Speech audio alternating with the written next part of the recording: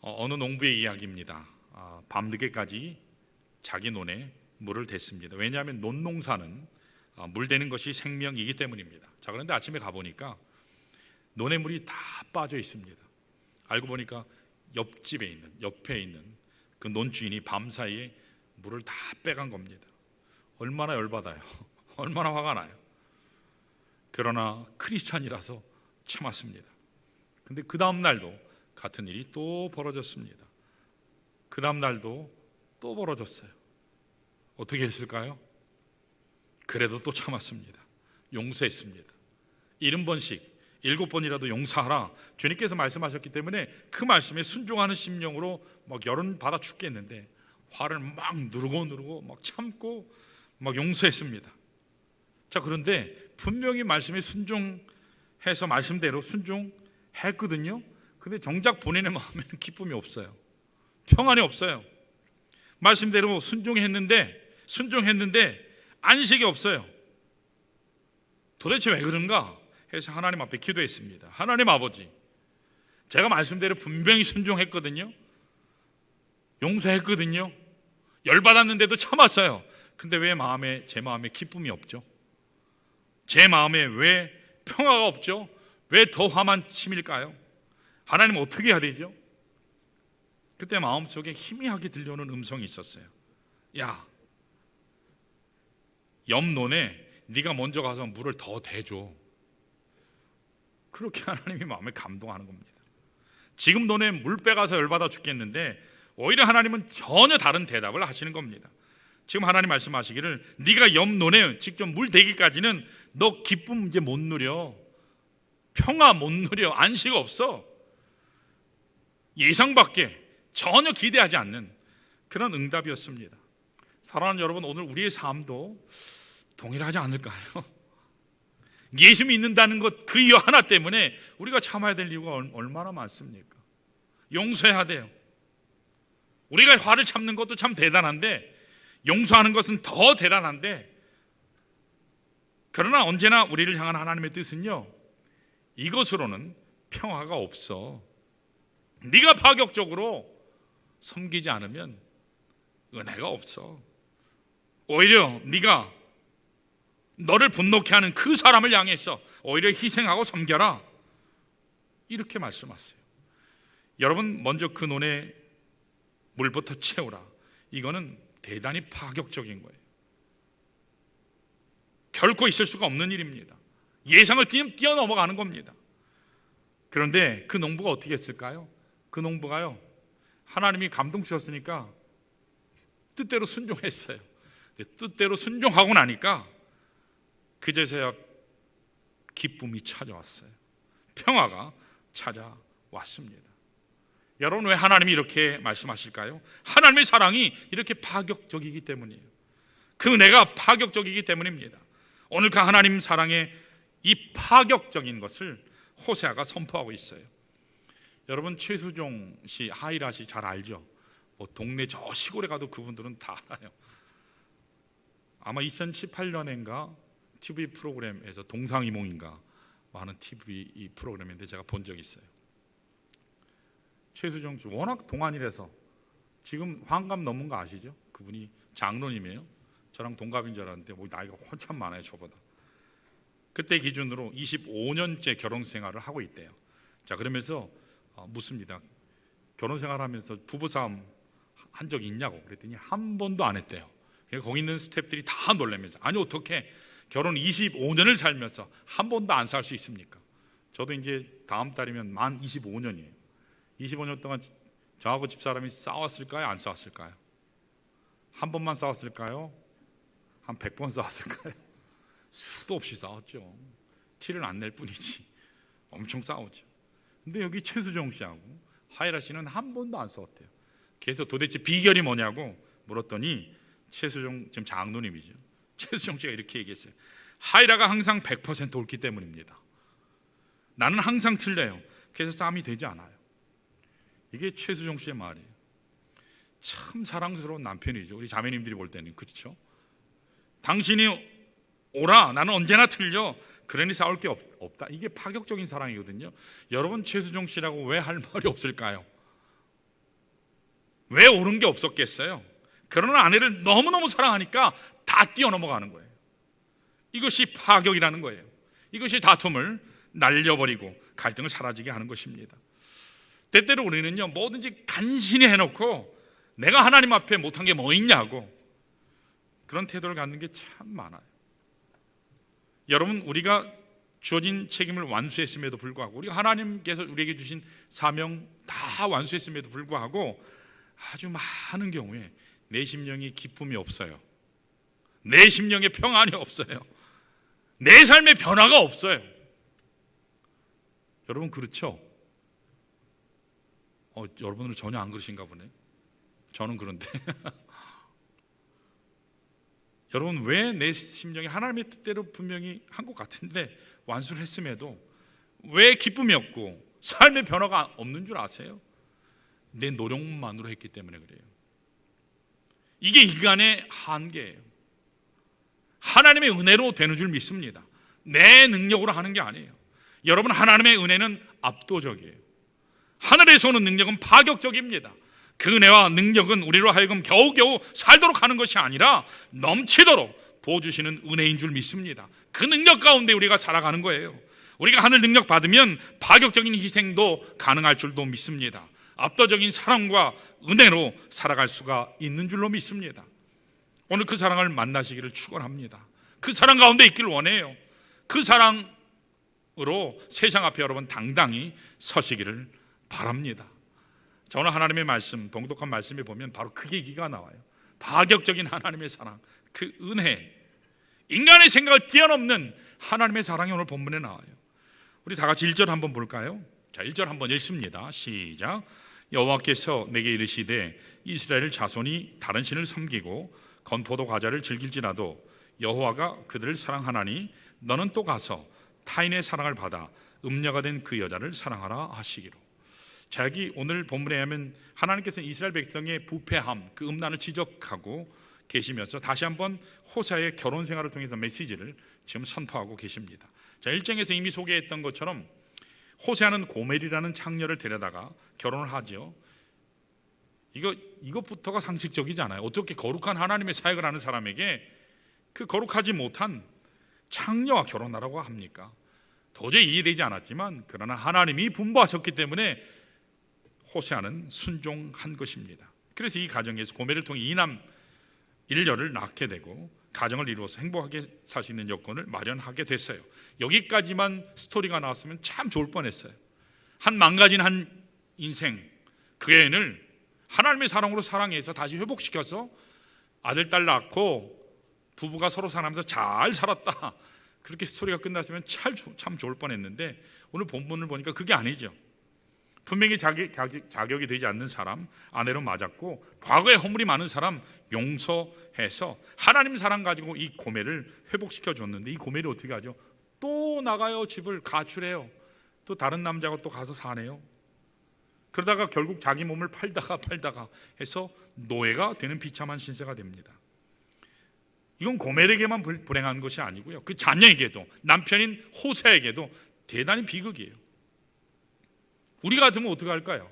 이런 여자 한 번도 아니고 두 번씩이나 집 나가고, 그리고 그렇게 애타게 잡았음에도 불구하고 배신의 칼을 꽂고 또 떠났어요. 이런 사람이라면 버리는 게 상식이에요. 안 보는 게 상식이에요. 관계를 끊어버리는 것입니다. 너는 도대체 희망이 없어. 어떻게 당신 같은 사람이 있나? 당신은 사랑받을 자격이 없어. 이게 상식일 겁니다. 그런데 오늘 본문을 보니까 하나님께서 뭐라고 하시죠? 호세아에게요.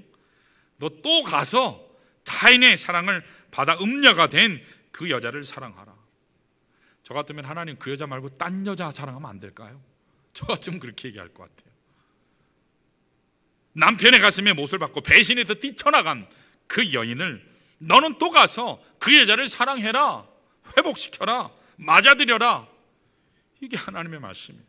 그렇게 만류했음에도 불구하고 가슴에 못 박고 타락해 떠났던 이 여인을 왜 하나님은 다시 데려와서 회복시키고 살리라고 말씀하셨을까요? 여기에 하나님께서 이스라엘 백성에게 전하시려고 하는 하나님만이 주시는 파격적인 사랑의 모습이 있어요. 하나님의 사랑은 분명히 인간의 보편적인 사랑을 뛰어넘어가요. 우리 이해를 뛰어넘어갑니다. 초월적이에요. 너무너무나 깊은 사랑인 것을 발견하게 됩니다. 우리 다 같이 2절을 보시면 하나님은 데려오게 하실 뿐만 아니라 또 한 가지 더 하라 하세요. 자, 2절 같이 한번 볼까요? 같이 읽습니다. 시작. 내가 은 15개와 보리 한 호멜 반으로 나를 위하여 그를 사고. 말씀드린 것처럼 이 고멜은 노예로 팔려가 버렸기 때문에 그냥 못 데려와요. 대가를 지불해야 데려올 수 있어요. 자, 그런데 오늘 보니까 은 15개와 보리 한 호멜 반이라고 했어요. 보리 한 호멜은 은 10개 해당돼요. 그러면 한 호멜 반은 은 몇 개 해당되죠? 은 15개가 해당돼요. 자, 다시 말해서 은 15개 더하기 보리 한 호멜 반, 은 몇 개예요? 30개예요. 이거 어디서 많이 듣던 숫자 아니에요? 가룟 유다가 예수님 팔아먹을 때 받았던 돈이 은 30개였어요. 물론 오늘 본문 자체는 문자적으로 볼 때는 고멜을 다시 데려오기 위한 대가 지불의 가격이지만, 값이지만, 궁극적으로는 여러분과 제 죄 때문에 죽어야 하셨던 예수 그리스도가 지불한 대가를 상징적으로 말씀하고 있는 겁니다. 자, 우리가 지금 고멜에 대해서 말씀을 나누는데, 근데 혹시 고멜이 누군지 아세요? 고멜이 누군지 아세요? 저기 집사 보니까 고멜이야. 저기 안목에 보니까 고멜이야. 아니요, 그 고멜은 우리예요. 나예요. 여러분과 저를 얘기해요. 하나님께서 고멜 같은 자에게 베푸신 사랑이 아니었다면 오늘 여러분과 저도 이 자리에 올 수 없었어요. 고멜만 자기 남편을 2번씩 배신하고 떠난 게 아니라 오늘 여러분과 저도 하나님을 수없이 배신하고 떠나고 배반하고 떠나고 하나님의 마음에 대못을 박지요. 우리가 고멜보다 깨끗할까요? 우리가 고멜보다 거룩할까요? 아니요. 더러웠으면 더러웠지 결코 깨끗하지 못해요. 그런데 그런 우리를 하나님은 값을 지불하고 무조건적인 사랑으로 구원해 주시고 회복시켜 주신 겁니다. 오늘 우리의 삶 속에 변화가 일어나는 것은요, 이 사랑을 아는 그때부터, 그 순간부터 시작되는 줄로 믿습니다. 이 사랑을 깨닫지 못하는 한은요, 예배를 드려도 밋밋해요. 감격이 없어요. 기쁨이 없습니다. 여러분, 이 사랑이 여러분 심령에 깊이 심겨지시기를 축원합니다. 이 사랑이 여러분의 삶을 통해서 흘러가기를 축원합니다. 그때 비로소 하나님의 사랑의 열매가 우리 가정에 꼽혀요. 우리 일터에, 이 땅 위에, 이 민족 위에 회복의 열매가 맺히기 시작할 겁니다. 자, 어떻게 하면 우리가 이 하나님의 사랑을 깊이 체험하고 이 사랑이 내 삶을 통해서 흘러가게 하는 이런 인생을 살 수 있을까요? 하나님의 파격적인 그 사랑, 그 앞에 서려면 우리가 어떻게 해야 될까요? 오늘 본문을 통해서 우리가 해야 될 중요한 내용을 한번 살펴보기로 합니다. 자, 우리 첫 번째로 3절 말씀에 의하면 따라할까요? 하나님과 함께하는 시간이 많아야 한다. 여러분, 하나님과 함께하는 시간이 많아야 돼요. 하나님과 함께하는 시간이 있지 않으면 우리 삶 가운데 참된 변화와 사랑의 회복은 일어날 수 없어요. 자, 앞서 2절에서 설명드린 것처럼 우리 호세아는 고멜을 건져내기 위해서 은 30개를 지불했다고 해요. 이것은 영적인 의미에서 예수님의 보배로운 피값으로 우리를 죄에서부터 구속하신 그 사실을, 속량하신 사실을 상징해요. 영적으로 상징합니다. 여러분, 이건 대단한 놀라운 축복이에요. 이게 바로 복음입니다. 분명히 죄는 누가 줬어요? 내가 줬어요. 분명히 누가 잘못했어요? 내가 잘못했어요. 내가 죄 짓고 내가 잘못했음에도 불구하고 누군가가 나를 대신해서 값을 지불해 주심으로 죄에서 벗어나게 된 사건, 이게 복음이에요. 그런데 그 누군가가 누구죠? 예수 그리스도예요. 예수 그리스도, 그분이 하신 일이 속죄의 피를 흘려주신 십자가 사건입니다.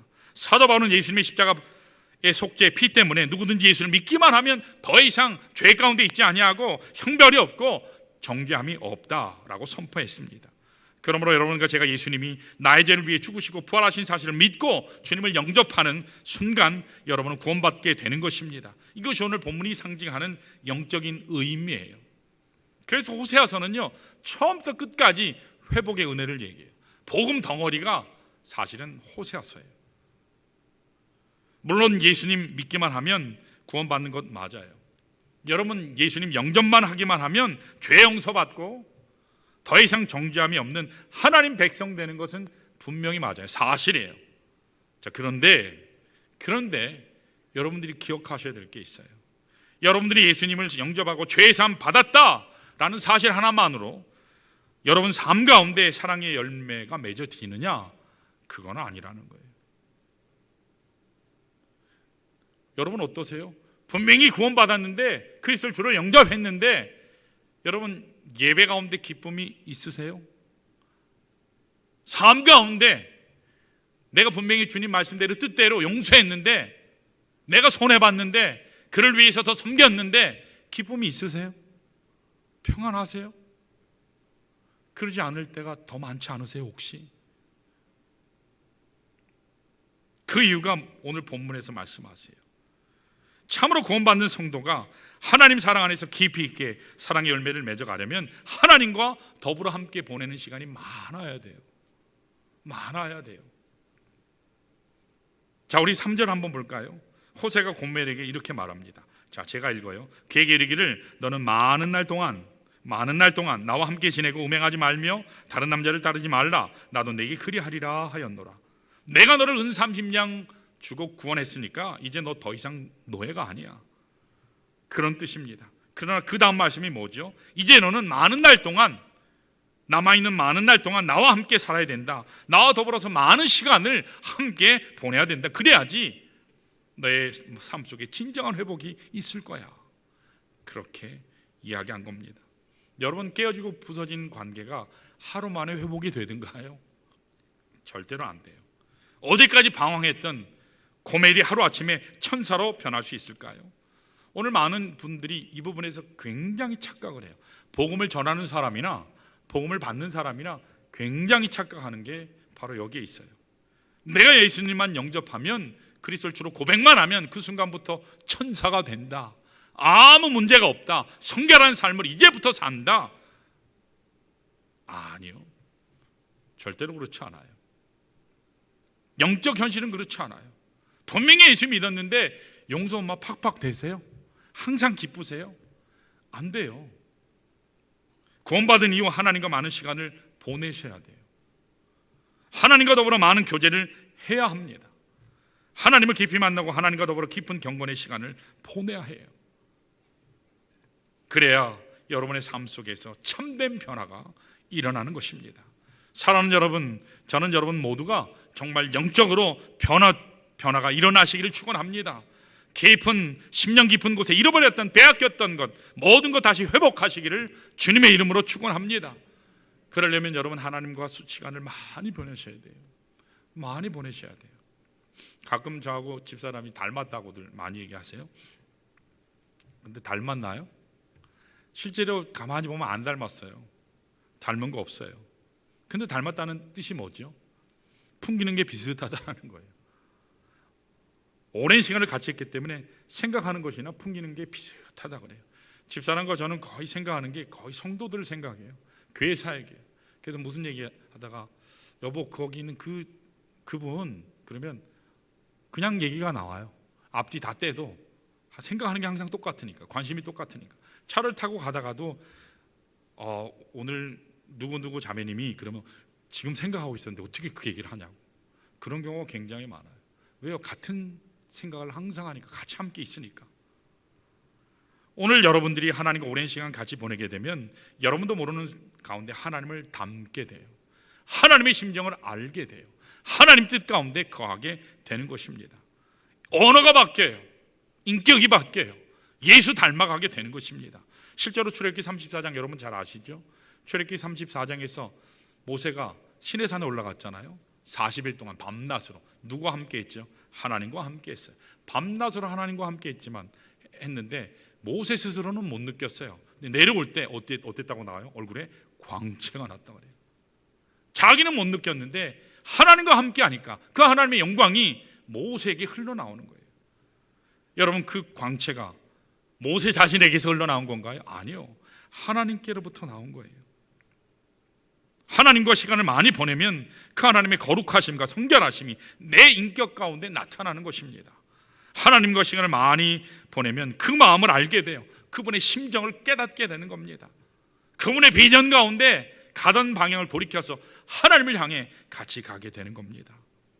그래서 그분의 뜻을 향해 올바른 결정을 내릴 수 있어요. 사랑하는 성도 여러분, 오늘 이 시간에 한번 점검해 보시길 바랍니다. 과연 나는 하루 일과 중 얼마나 많은 시간을 하나님과 보내고 있는가? 어떤 형제가 기도를 했대요. 기도를 했는데 딱 1분 기도했어요.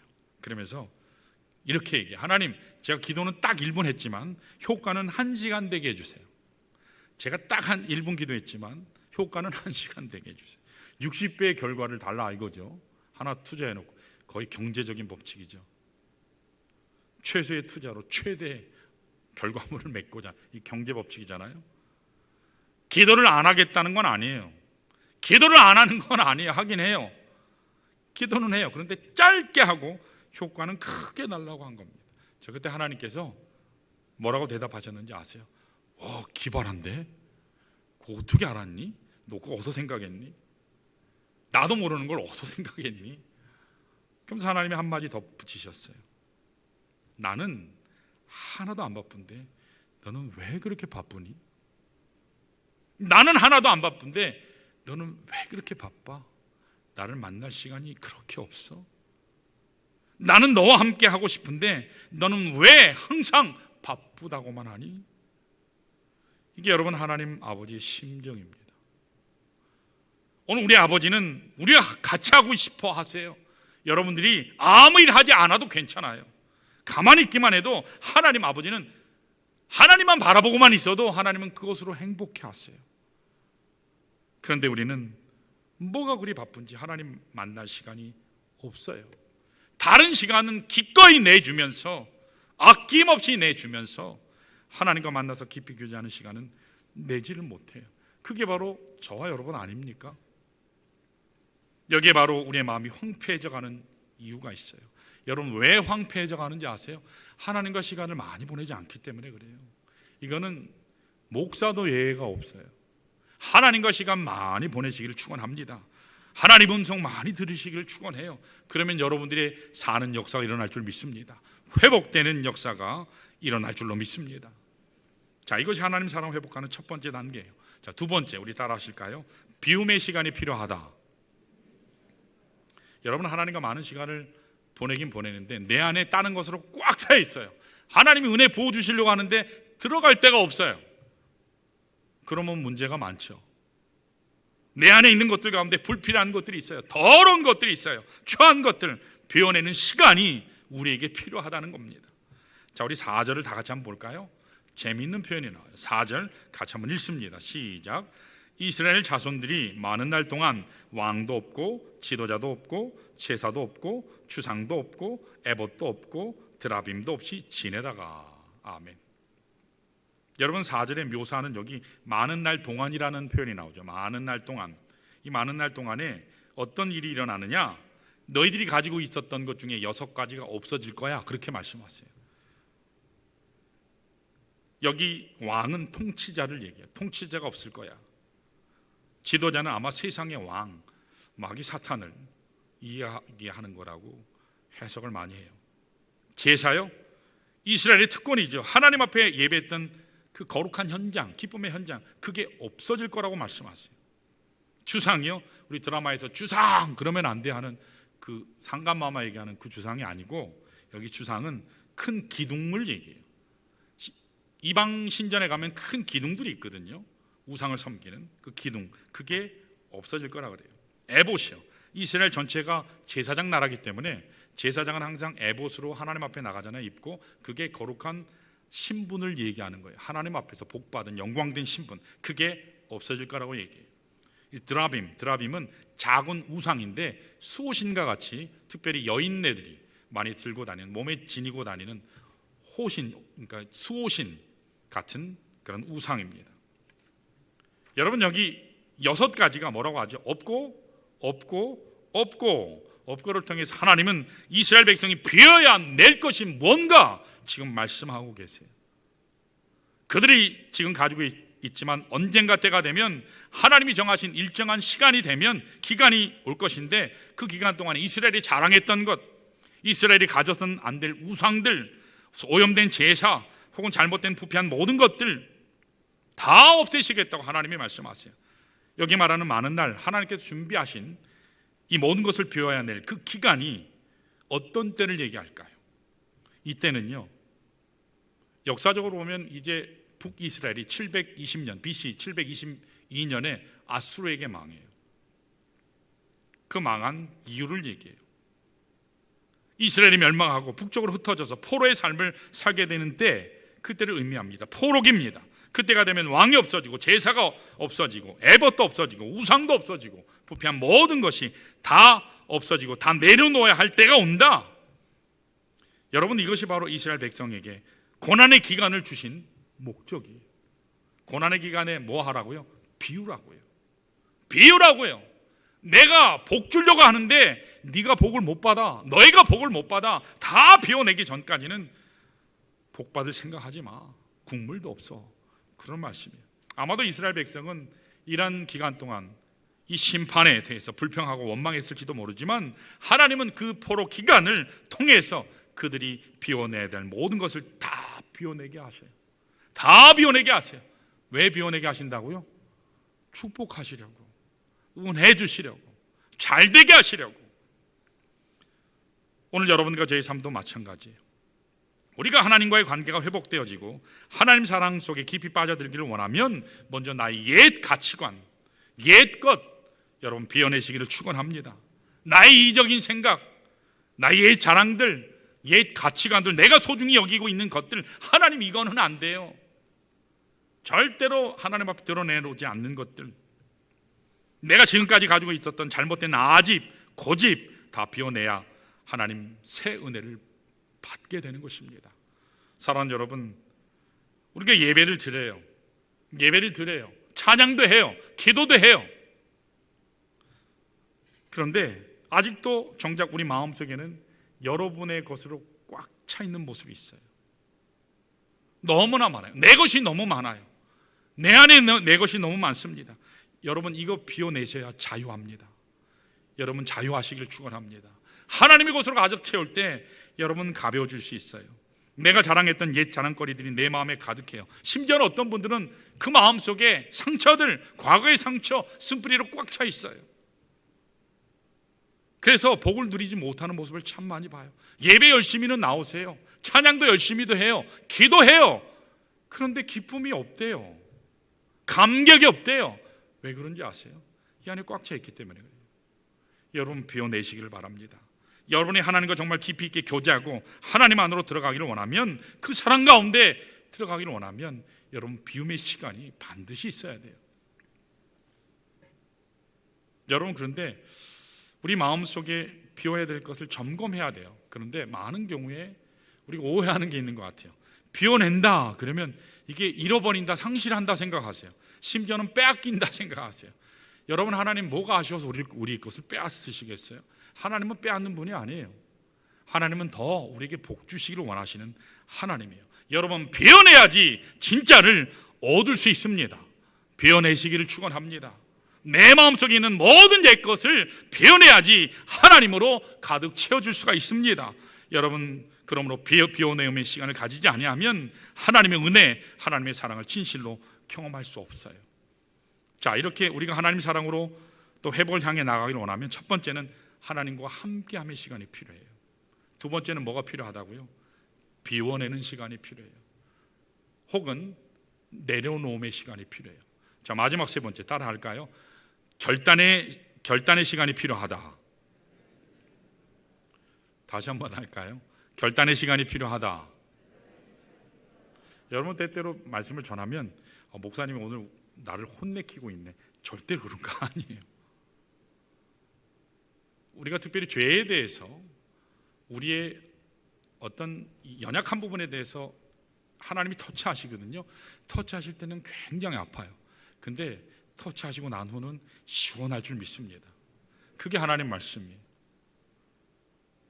저도 이 말씀을 묵상하면서 많이 아팠어요. 이게 누구 얘기죠? 뭐 제 얘기예요. 남 얘기 아니에요. 여러분, 세 번째로 필요한 게 결단의 시간이 필요해요. 5절을 보시면 호세아서 전체 반복되는 주제가 나와요. 자, 호세아서 하면 뭐라고요? 회복의 은혜를 얘기해요. 자, 올 한 해 주제가 뭐죠?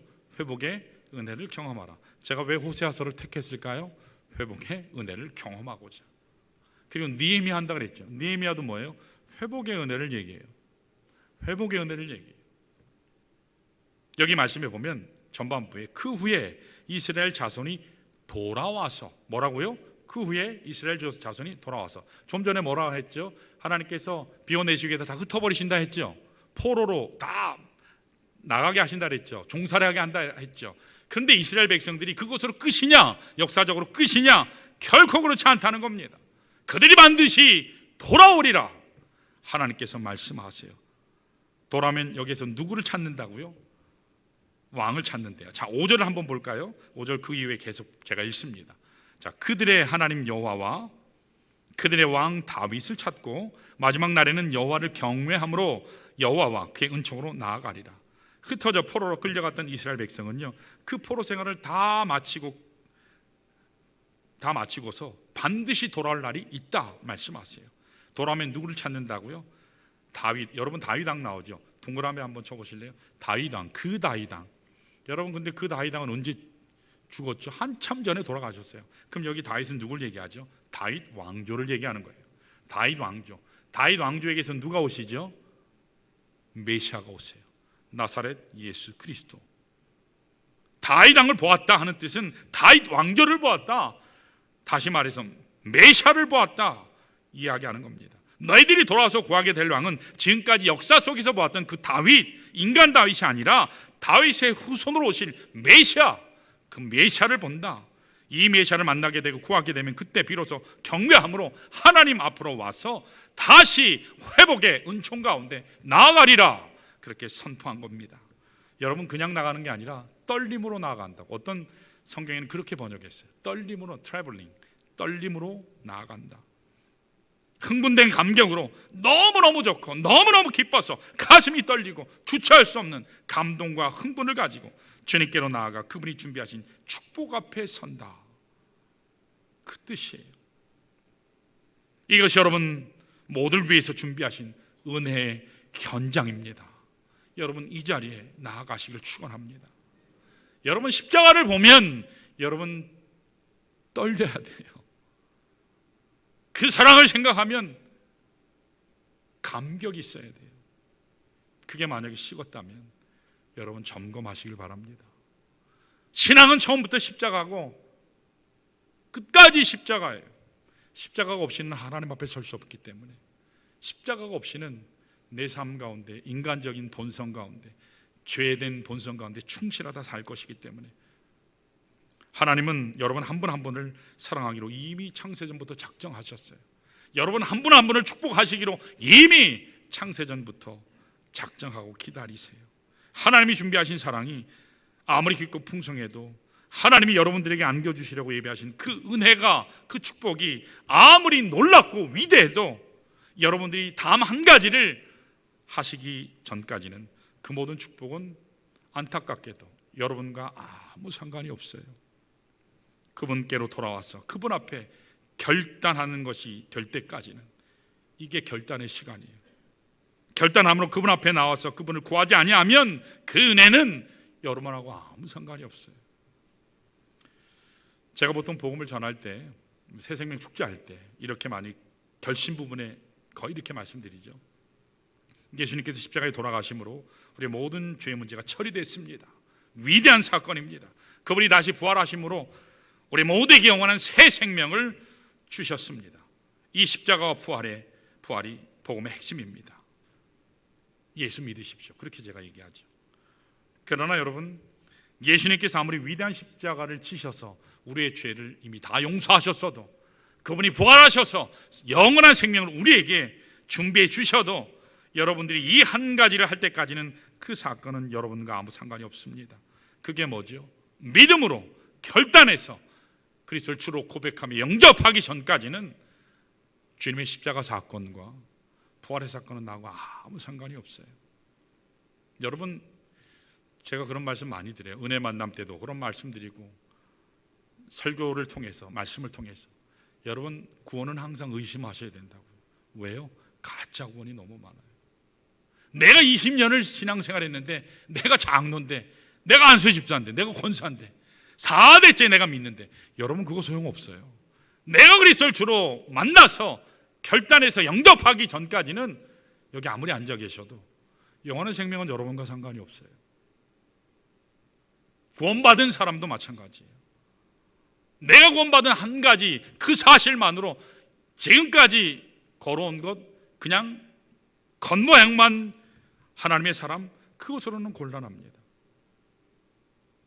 많은 사람들이 교회를 찾아와요. 예배를 드려요. 그런데 교회 뜰 앞까지만 왔다가 돌아오는 분들이 생각보다 많아요. 여러분, 성소 안으로, 지성소 안으로 들어와야 됩니다. 하나님의 거룩한 장소인 지성소 안으로 들어오게 되면 거기에 하나님의 속죄가 있습니다. 거기에 하나님의 때를 따라 덮는 은혜가 기다리고 있어요. 거기에 하나님께서 우리에게 부어주시기를 원하시는 은혜가 있고 기적이 있습니다. 여러분들이 만일 결단함으로 들어오지 아니하면 하나님이 준비하신 모든 것은 여러분과 상관이 없어요.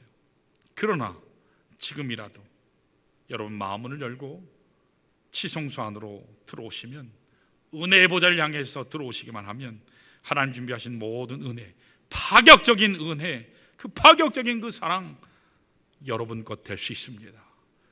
여러분, 이 시간 주님 앞으로 다 나가시길 바랍니다. 여호와의 산에 준비되리라. 여호와의 산에 준비되리라. 하나님은 이미 아브라함을 위해서 모리아 산 꼭대기에 아브라함이 필요로 하는 모든 것을 다 준비해 놓으셨어요. 거기에 어린 양도 준비되어 있고 구속의 피도 준비되어 있고 여러분들에게 필요한 모든 것이 다 준비되어 있습니다. 여러분, 그 산에 이 아침에 함께 오르시기를 축원합니다. 그래서 올 한 해 회복의 은혜 가운데 여러분 새 능력, 새 축복 받아서 변화되는 한 해 되시기를 주님의 이름으로 축원합니다. 자, 이 시간에 우리 모두 일어나셔서 말씀 기억하면서 우리 함께 기도하겠습니다.